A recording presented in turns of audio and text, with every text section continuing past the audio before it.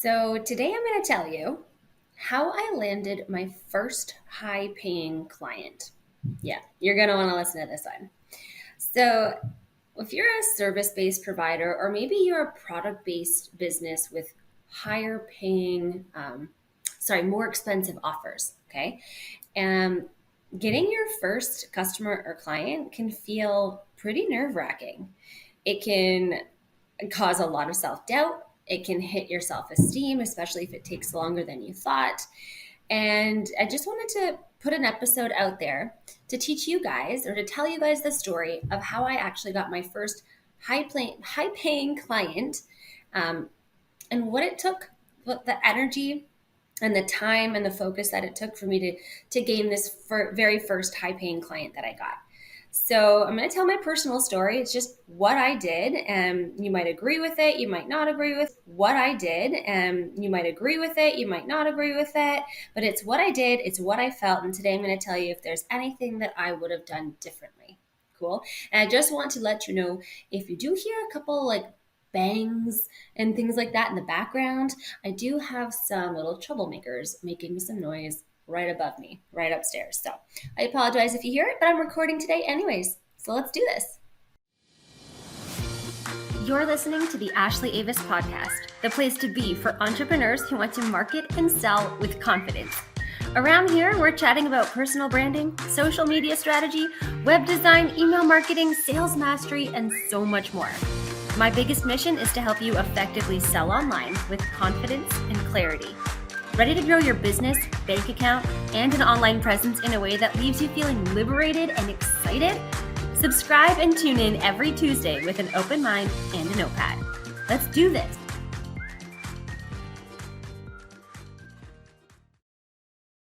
All right, so we're going to take this back when I was working still on my first business, Ashley Avis Yoga. Okay. I had known that the pivot was coming. I had felt it. Maybe you listened to I think it's episode 5 or 6, where I talk about why I started my business and why I pivoted. You can listen to that one too. It'll help you with just some of the ideas for what I'm talking through today. Today's more about the how I did it, just so you know. But when I was working with Ashley Avis Yoga, I knew I had this marketing strategy, this online marketing strategy that worked for me as a yoga teacher. So I was ready to pivot to teach other yoga teachers how to market themselves. So I made a few posts on Instagram and on Facebook, just here and there, sprinkled through my regular yoga content, just letting people know that I can give some tips on marketing. I was currently marketing just Ashley Avis Yoga. So I just started hinting in some of my posts here and there, maybe some of my stories, if you're a yoga teacher and you want help marketing yourself, or want to know how I'm able to get my classes full without spending money on ads, just using Instagram and Facebook, just let me know. Send me a DM and I'm happy to help. So I was just sprinkling it lightly, sparingly, holding my breath, thinking, oh no, how are people going to react to this type of stuff?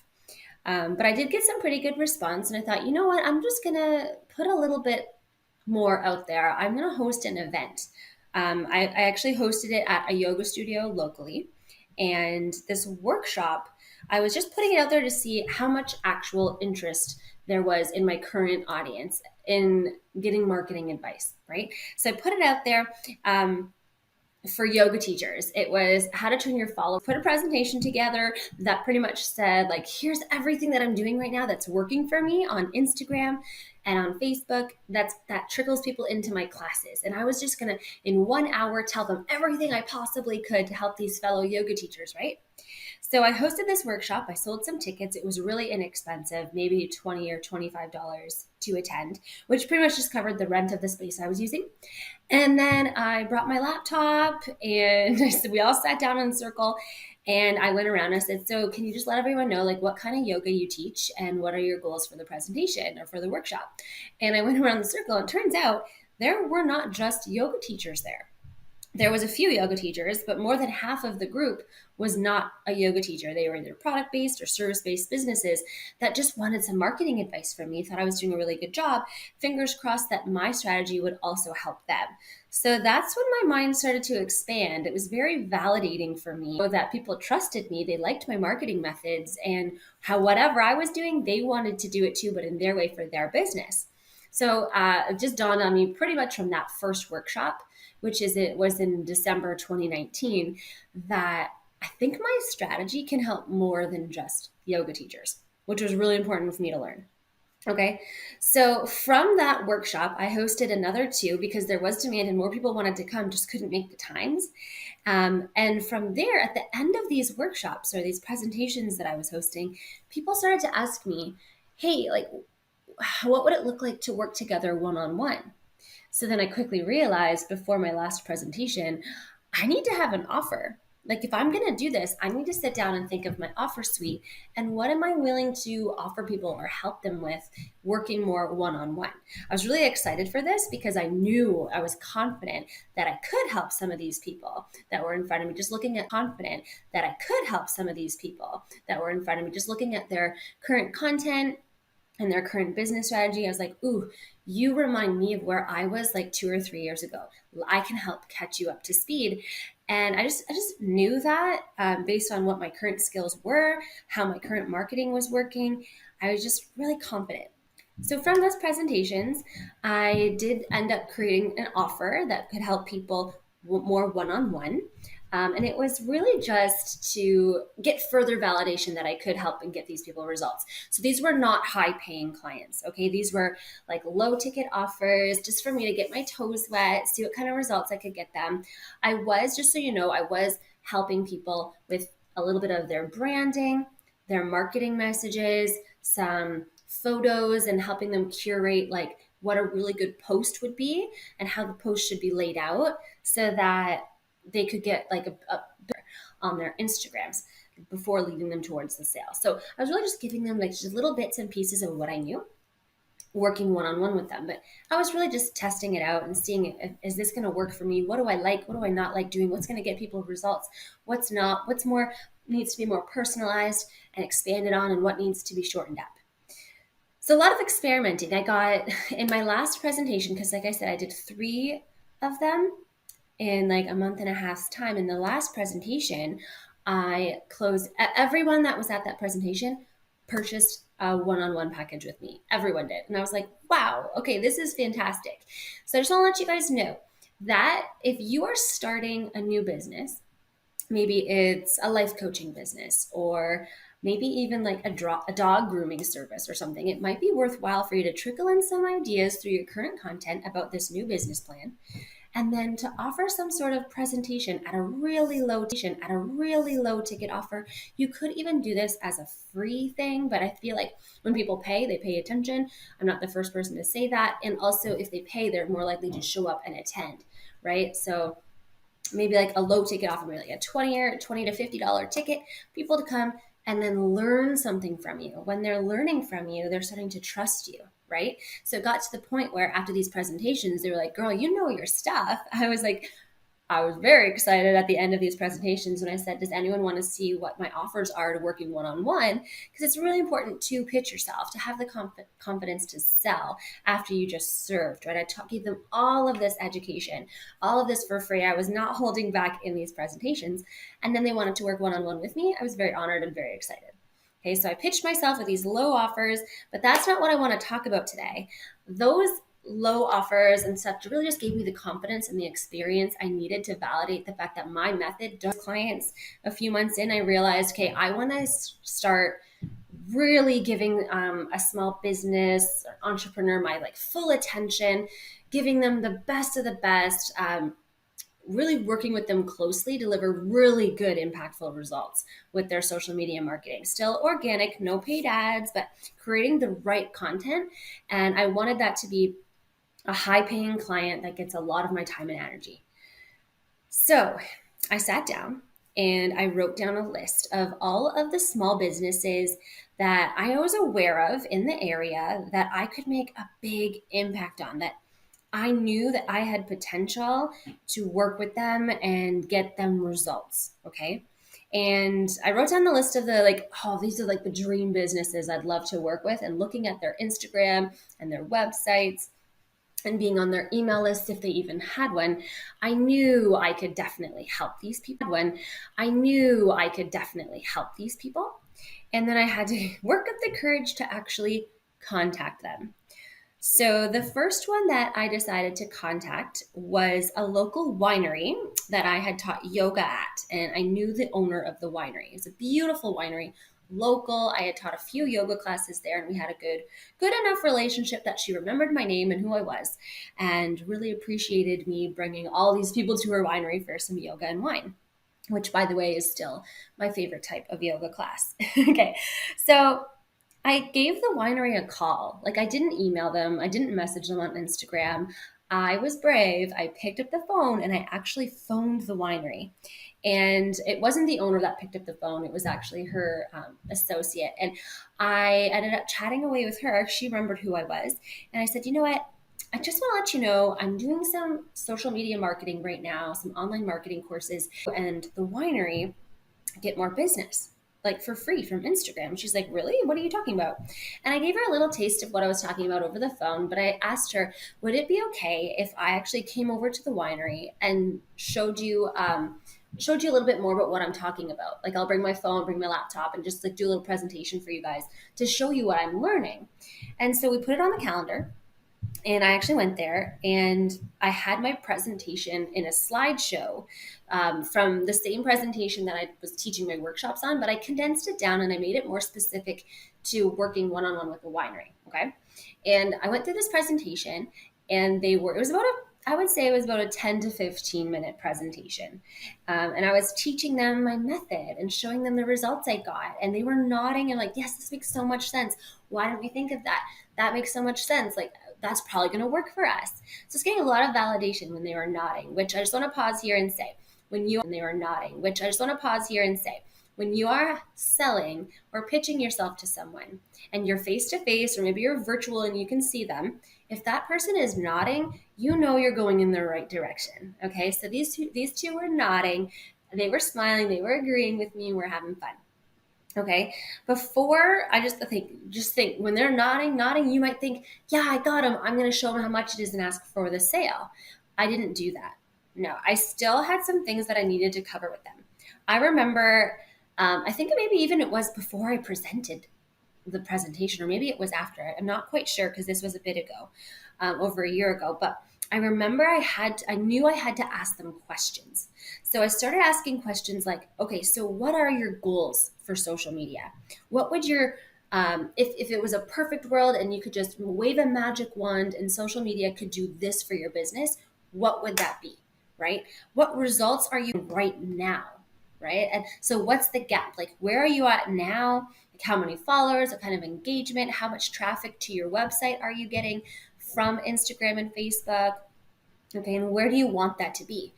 Now, what was really impressive for them was they had some answers and they had some idea, especially after this, talking a little bit through the presentation. They had some goals in mind, but they didn't actually know how to answer some of the questions I was asking them. So I had to back up and be like, well, let me show you. Here's your website, and here's where the analytics would be. And this is how many clicks you are getting from Instagram. And my gosh, it was so low. It was so low for these ones. Actually, they were getting very low traffic to their website overall. And I was like, oh my gosh, like, we could totally ramp this up. And I don't want to go on and on about that, about SEO and getting more clicks to your website, but it is possible. And they were really impressed by that. And then I asked them some questions too, and they were really impressed by that. And then I asked them some questions too, asking questions, guys, is really important. It's really setting the foundation for a solid relationship, and it shows that you care and you're invested in them. On top of that, how are you going to provide a solution for someone if you don't know what their problems are specifically, right? So I kept asking things like, how soon do you want to hit these goals? And I know that part of what they wanted to do was really talk to brides through their social media to book up for the wedding season, because they didn't have enough wedding bookings for that upcoming season. So there was a time crunch here on when they wanted to see some results. And then I asked them, like, what's holding you back now from hitting these goals? Like, is it the knowledge? Is it the time? Is it the skill? Because those are the things that I can provide the solutions for, right? If you don't have the time to do your own online marketing, or you don't have the skill, you can outsource it, or you can sit down, right? And she didn't want to do that. So I had some more nodding going on. It was a great sign. And I just knew it. Okay, so I knew what their needs were. I knew what their goals were. I knew the gap that I could fill for them. I knew what their pain points were. They did not have a lot of time or skill, and I did. So before I showed them my price presentation, actually, no, I'm pretty sure at that meeting I did have my price presentation. So what I did was I had opened up Canva and I had done up a really nice, pretty, very simple price package that included all of the services I was willing to offer someone. I believe there was two packages and the prices were on it. So I left that with them. We reviewed it a little bit. I told them exactly what the packages were. And then I said, but before you say yes or no, because the prices were high and I could see they held their breath a little bit when they saw the numbers, I said, now before you say yes or no to allow me just further validate how this is going to get you results. Let me prove to you that this is going to be worth it. What I did was I told them that I would take over their Instagram and their Facebook accounts for the next 2 weeks. And over those 2 weeks, I remember I hustled. I brought my camera to the winery. I took some photos. I interviewed the owner and some of the staff to get some really good captions. I've researched some really good hashtags. And I curated 9 posts to go over a week and a half. I think it was like a week and a half that I had. I curated these 9 posts, this content to put on the Instagram and Facebook, and we got followers, but even more importantly, like we got tons of engagement, right? Like my strategy, like my method, it totally worked for this winery. And it was so like the content wasn't doing, but how we presented it and how it was starting to look and feel on social media and the engagement spike that we got. I think it was like over 280% engagement increase overall with their likes and comments and saves and shares. Like everything was just off the charts, which to me was like, okay, phew, I got some numbers to come back and show them like this is what I can do for you. And this is what it will look like down the road for your business. So I went back to them. I set up another meeting. I showed them like, look at the results we've got. I laid it all out. I asked them if they had any hesitation or any questions about the results I had gotten them and how I created it. And so when I went back and set up a meeting with them, it was really great. Like we sat down, we had a coffee. By that point, they already knew how I took my coffee because I had been there a few times. And I feel like I really did a really good job of setting the foundation for a great client relationship. They knew me, I knew them. We started talking about little personal things here and there too, and making some funny jokes together. And I really felt like I was part of the team before I had even asked them to hire me on. Okay. So at this point, I had still not collected a single penny. I had posted, I think, 9 posts for them at the time, showed them the results. I was back, I was sitting with them, and I even had an additional 9 posts ready to go so that they said yes, I could wow them and be like, here you go. Here's your next 9 posts. Let's schedule them in and get you going. Keep these results going. So I went back, I showed them, and I said, I brought up the price presentation again with my prices on it. And I said, okay, so these are the results I'm getting you. This was based on this package, based on your goals and when you want to see results by, like get those brides in for wedding season. This is what I recommend starting with, but what is best for you? And they picked, I recommend starting with, but what is best for you? And they picked my most expensive package. I'm pretty sure I peed my pants a little. I was very excited when I left there. I delivered them their next 9 posts. Most importantly, guys, they said yes. And it was like a no-brainer for them. And it felt so good for me. So I remember I got back in my car after that meeting. I drove away down this country road. I had the windows down. I had the music up. I was happy. I was probably letting out some woohoos because that's what I do when I'm happy. I definitely tend to celebrate a little bit more than, I'm not even going to say more than I should, but I celebrate, okay? And I own it. I'm like, I was really proud of myself. I was super validated that this could actually work. Like Ashley Avis Marketing could actually be a business. And my dream started to just manifest, okay? Like I always manifest, okay? Like I always like, I think even when I was 20 and I had first met my husband, him and I were doing some sales and marketing jobs together. I used to tell him like, oh, I would just love to have my own marketing agency or my own business helping people market their businesses better. And I never thought of it much back then because I was 20 and still working in corporate. But now it's like, oh my gosh, it's actually happening, right? So some lessons learned during this whole process of getting my first high paying client. Okay. I realized that I myself didn't need Instagram to land this client. It was somebody that I had already knew about. It was a small business owner that I had already met, that I had an okay relationship. Maybe I had an in because I was teaching yoga and wine at her winery. And I was I didn't have to scroll Instagram and find a cold lead and warm them up. Okay. So I just want to let you know that. Like if you are looking to find your first high paying client and there's someone out there that you know of, a customer or client, reach out to them. I was brave. I picked up the phone and I called them. If you have that capacity and if you have their ability to get them on the phone and start pitching on the phone, like, can we set up a meeting? I highly recommend it, but it's whatever your comfort level is. Actually, don't hang out in your comfort zone. The entrepreneurs cannot do that at the very beginning. But if if you've got the skill to reach out to somebody, then I would say go for it. Okay.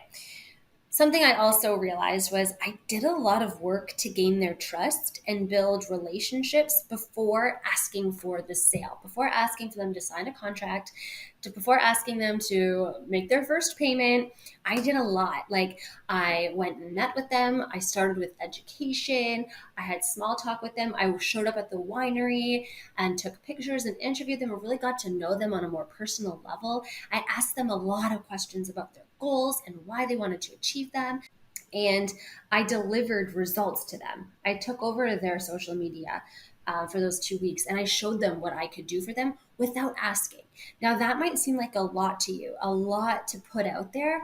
But guys, like I did this for a high paying client, someone that I knew I was going to have to talk up the value and the trust and prove myself with in order for them to say yes to such a high ticket offer. Okay.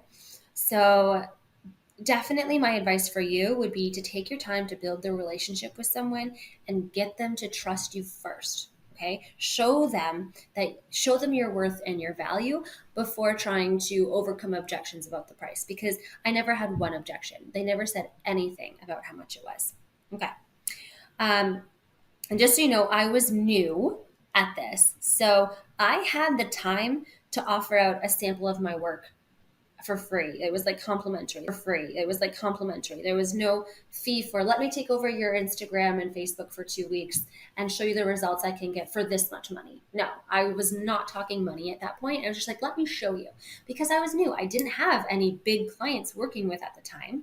So sometimes in your entrepreneur journey, you will have more time and you will be able to offer this out in order to get that money. Sometimes you won't have a lot of time, so you might need to scale that back and think more strategically. So just an FYI. Okay. I also didn't lower or negotiate my fees when they paused after seeing how much I was or how much of an investment this was going to be. Okay. I had more than one option. So I had one that was higher than the other, but they were both pretty valuable. Okay. So I did have more than one option for them to choose from, which I call that the power of multiple choice. I talk about that a lot in the little sales course that I have at ashleyabusmarketing.com. Or you can send me a message on Instagram to find out more about where you can find information about the power of multiple choice. But pretty much what it is the power of multiple choice is having more than one offer for people to choose from so that you're not asking them a yes or no question. So if I had only one offer, like this is my package, this is how much it is, I'd have to ask them, do you want to buy that? Right? But instead, I said, I have option A and option B. Which one what works better for you. And no matter which one they choose, I'm getting the sale. All right, so I've sort of perfected this, and I love talking about pricing strategy with my clients today. With my clients that I consult with and that I work with to do their content, having a really good sales flow is so crucial. Whether you're at the very beginning of your business or at the business, you have to sell. So having a really good sales flow is starting with that and reverse engineering it into your marketing and then into your branding is very wise. And that's what I do. Okay. So also what I did, I'm really proud of it. What I learned through this whole process of landing my first high paying client was I proved my worth with numbers. Now, I'm not really a numbers person. I don't like to look at my own analytics or my clients' analytics too often because I'm more based on a feeling. I use my intuition. I when I'm looking at my own analytics, sure, I'm seeing like the numbers of how many people am I growing and how's my engagement, my likes, my comments, my saves, my shares. How are my insights looking? But that's all numbers to me, and it doesn't evoke too much of a meaning. I'm definitely more of an intuition girl. However, some people do need to see the numbers. So I didn't ignore that. When I went back and I presented the results I got them after taking over their social media, they saw the numbers that I was able to deliver for them, and that was just so validating for them. They were definitely numbers people. Some people are, some people aren't. So you just got to know who it is that you're trying to sell. Are they more based off of feelings and vibes, or are they the numbers people, the analytics? They need to see the proof. So I catered to both there by building the trust and by showing the actual results in numbers. Cool. And I'm really also happy that I asked a lot of really great questions at the beginning.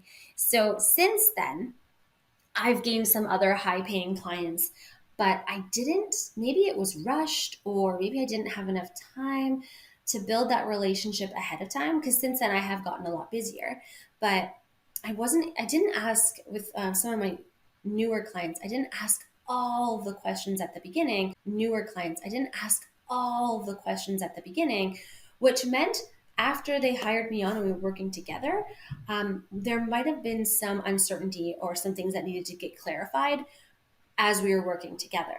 But by asking this new client here, my very first client, by asking all of those questions about when do you want to see results by, who is it that what kind of business results do you want to get, when do you want to see them by, what kind of results are you getting now? By asking all those questions, I knew without a doubt exactly what they wanted me to do before I even got hired on. So I love, and I still to this day ask so many questions about before letting them know about what I offer, what solutions I have for them, and how I can help get them results. It's not about me, it's about them. I need to make sure without a doubt that I can help this person before I'm going to pitch my services to some people, but I just had to say it. Okay. So I just want to reiterate too, like how I felt. Like this is one of those proud moments in my life. I remember when I interviewed at like 21 or 22 years old for my first like big management role when I was working back in a corporate job. And I nailed, it was like a double interview. I was wearing a suit. I nailed the interview in front of these two older men, which was kind of, it was sort of intimidating, but not. And when I was driving home from that interview, I felt like $1,000,000. Like I could do anything. I was so proud of myself. That's exactly the same feeling I had after landing this high paying client, but as an entrepreneur, right? Taking everything that I knew and selling myself. It just felt right. So I peed my pants a little bit. I was super proud of myself. I was definitely experiencing joy. And this offered me this confirmation that I was on the right track, this confidence that I could do that again, right? And I want to let you know, if you haven't gotten your first high paying client yet or your first customer yet, if you have a higher price point product, we just got to tweak your sales flow. Hopefully today you're getting some really good inspiration from how I did it, and maybe you'll be able to tweak your own strategy, adding some things here and there so that you can become that much closer to nailing your first high paying client or your first high ticket customer. Okay. But if you're not there yet, just know this will all be worth it. all of the hard work and the dedication and the trial and error that you are putting in now will be worth it when someone finally says yes. It is such an amazing feeling, okay? And I want you all to feel it soon.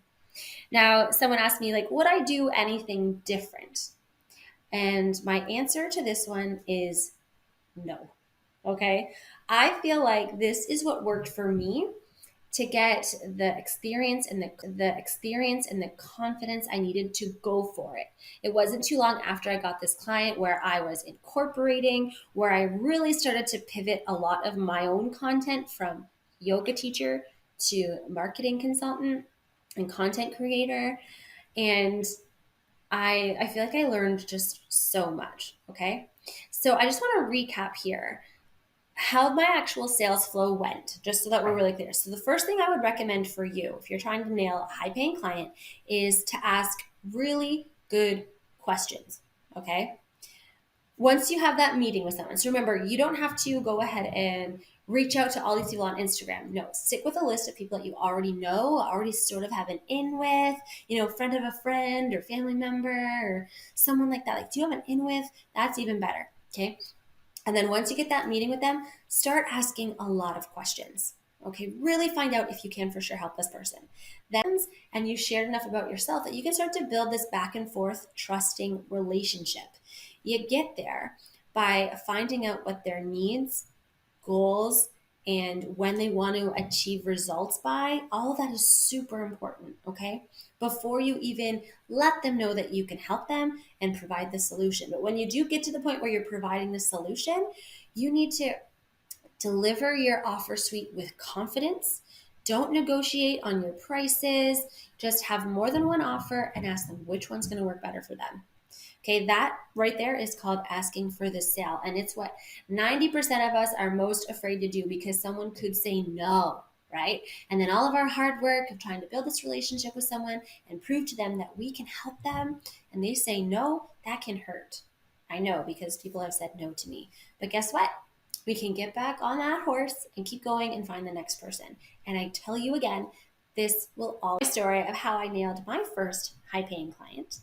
And now for this week, I just want to reiterate one more thing in this week's tip of the week. All right? So listen to this. I told you what I did to nail my high paying client. This is what I want you to do today if you're ready to get yours. Okay? It's really important to make a list of the people you know who could benefit from your services and then contact them. Okay? Don't wait for them to come to you. So what I could have done was I could have made a whole bunch of posts about my marketing strategy, and that I'm now accepting a high-paying client. I wouldn't want to say high-paying, but I'm now accepting clients to work one-on-one with me, and waited for someone to message me. Okay, that's attraction marketing. I didn't do that with my first one. I picked up the phone and I called her, and I had to have the courage to do that because she never would have come to me. She wasn't extremely problem aware just yet. Okay. She didn't know that social media could deliver that good of results, but it did. So I had to show her the results she was getting, show her the opportunity there was, show her that I could offer that to her without having to add more work to her plate. I delivered her the results and I proved it. And then it was a no-brainer for her to say yes to me. So here's what I did, guys. Today's tip of the week is go for it. Make the phone call, put yourself out there, get out of your comfort zone. Find people that you have an in with. So you don't even have to look on Instagram or share on Instagram, which a lot of us want to do, right? Just Google local businesses, do some research on them. Find out, do I know anyone that works there or has worked there or could get me in there? Okay? Maybe just start to think out of the box. Don't wait for them to come to you, especially if it's your first one. Cool. I hope you loved listening to that tip. And I'd love to hear if any of you have any questions or need some further advice for helping nail that first client. If you do have them, please send me a message on Instagram. You can find me at Ashley Avis Co. Or you can head to ashlyavismarketing.com and contact me at the bottom of my homepage. I loved getting messages from my website. And if you want to check out today's show notes where you can review those tips and my sales process, you can just head to ashlyavismarketing.com/podcast and click on today's episode. Cool. So until next Tuesday, where, oh my gosh, we have a conversation coming up with a woman who is just so beautiful. She rocks her Instagram stories. She makes me tune in like I'm watching a reality TV show and I can't miss an episode. That's how captivating and honest and real this woman is. And I got to interview her for next week's episode. You're not going to want to miss it. Thank you for listening to the Ashley Avis podcast. If you like what you heard, you can click that subscribe or that follow button and leave me a rating. Or even better, please go and tell your friends about my show. You can grab all of today's show notes at ashlyavismarketing.com, plus find more ways to simplify, strategize, and show up with confidence when marketing and selling online. Until next Tuesday, you got this.